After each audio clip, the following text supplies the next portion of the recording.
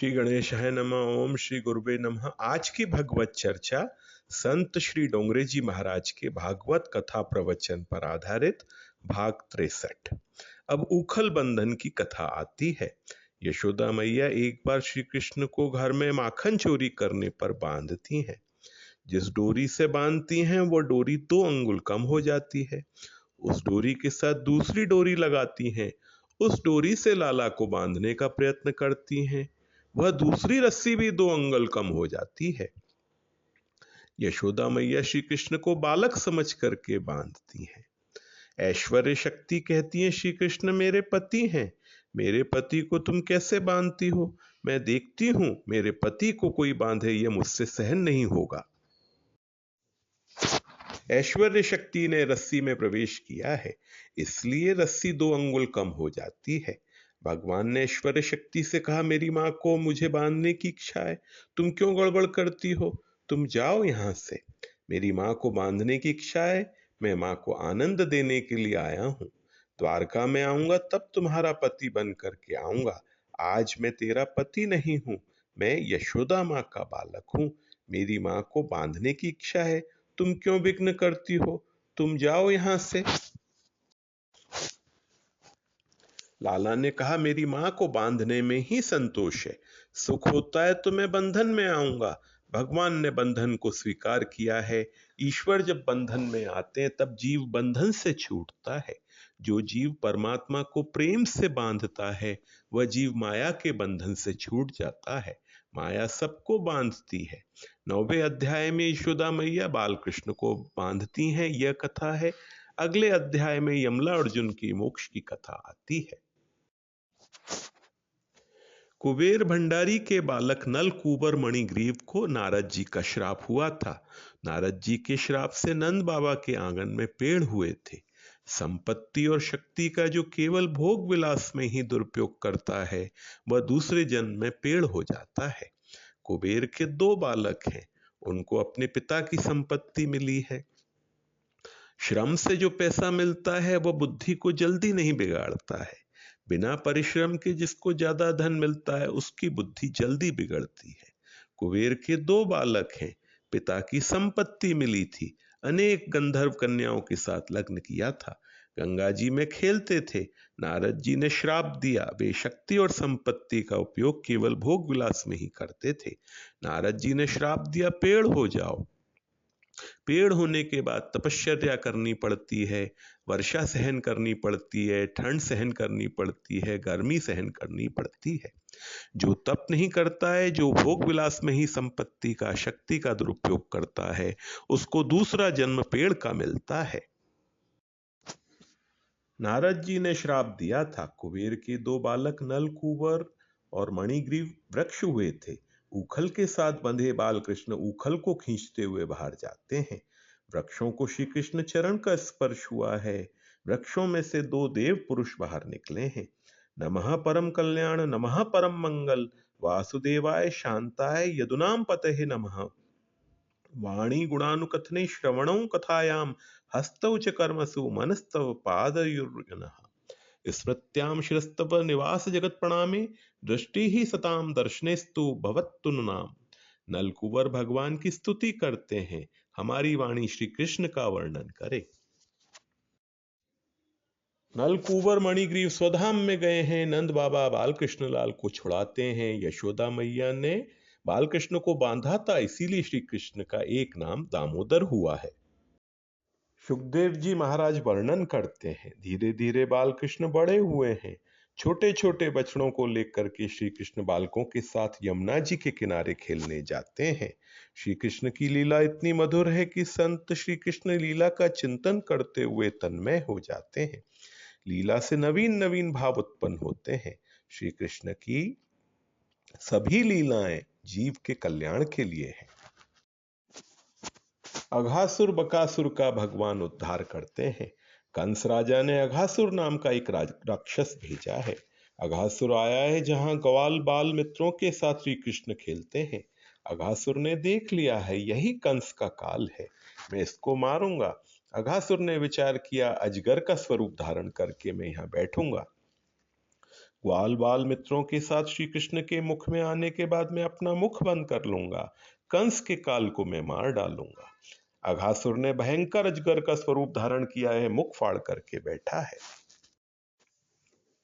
अघासुर का मुख पर्वत की गुफा के जैसा है। ग्वाल बालों ने कहा, कन्हैया ये गुफा है क्या, अंदर खेलने के लिए जाएं? एक बालक ने कहा, अंदर से श्वास आती है, ये कोई पशु है ऐसा लगता है। एक बालक बोलता है, कुछ भी हो, कन्हैया आए तो हम लोग अंदर जाएं। बालकों का ऐसा नियम था कि वे श्री कृष्ण के बिना कहीं नहीं जाते हैं, न श्री कृष्ण को अकेला कहीं जाने देते हैं। बालकों का ऐसा नियम है, श्री कृष्ण के बिना बालक कहीं जाते नहीं, अकेले श्री कृष्ण को कहीं जाने देते नहीं। जहां जाते हैं वहां बाल कृष्ण को साथ में लेकर के जाते हैं। आप भी जहां जाओ वहां भगवान को साथ में लेकर के जाओ।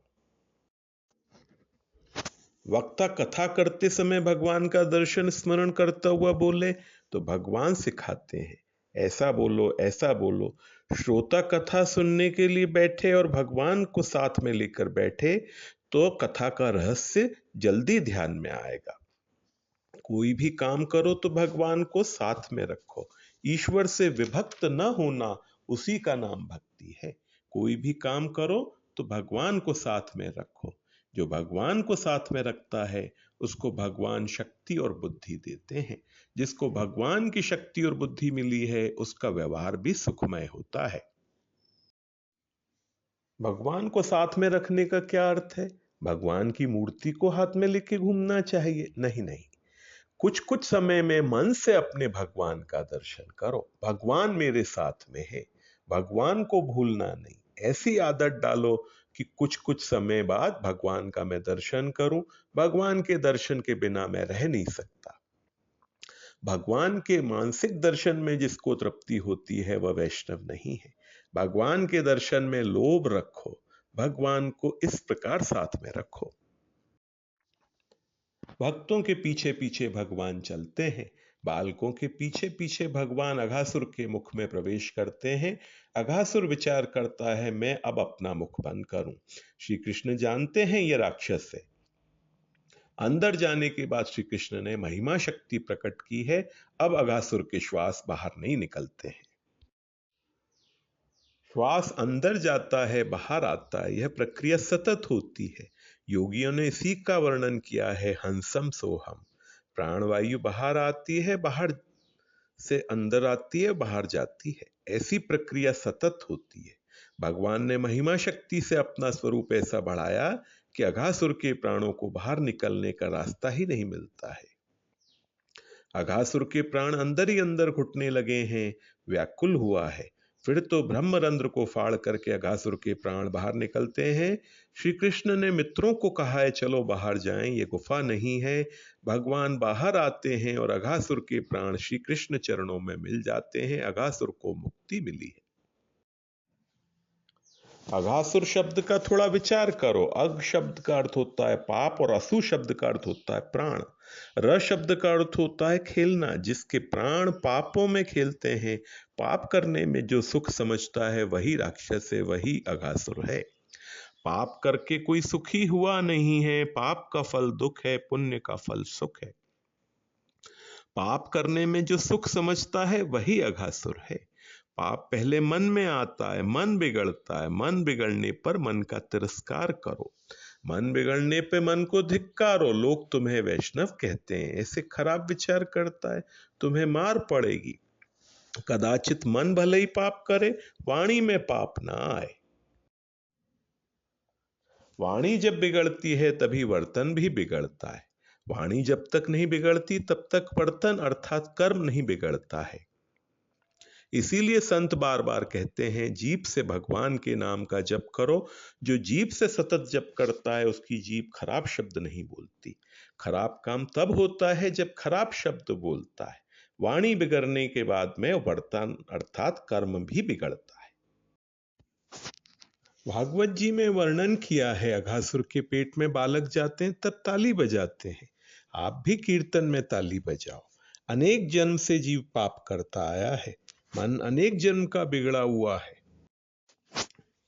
मन बड़ी बड़ी ज्ञान की बातें करता है। 2-4 मिनट के लिए मन मूर्ख हो जाता है। ऐसे समय में भगवान को साथ में रखो, भगवान के नाम का जप करो, धीरे धीरे पाप छूटता है। गोप बालकों का नियम है, रोज की कथा माताओं को बालक रोज सुनाते हैं। कन्हैया ने आज ऐसा किया, कन्हैया ने आज वैसा किया। अघासुर वध की कथा 1 वर्ष के बाद बालकों ने अपनी माताओं को सुनाई है। राजा परीक्षित को आश्चर्य होता है, रोज की कथा रोज सुनाते थे और अघासुर वध की कथा 1 वर्ष के बाद सुनाई है, इसका क्या कारण है? 1 वर्ष तक बालक कहाँ थे? राजा ने प्रश्न किया है। अघासुर को मारने के बाद बालकों ने श्री कृष्ण से कहा है, कन्हैया भूख लगी है। श्री कृष्ण ने कहा, चलो यमुना जी के किनारे भोजन करेंगे। श्री यमुना जी का किनारा है, वृक्षों की छाया में श्री कृष्ण ग्वाल बाल मित्रों के साथ भोजन करते हैं। श्री कृष्ण की भोजन लीला की चर्चा अगले सत्र में करेंगे।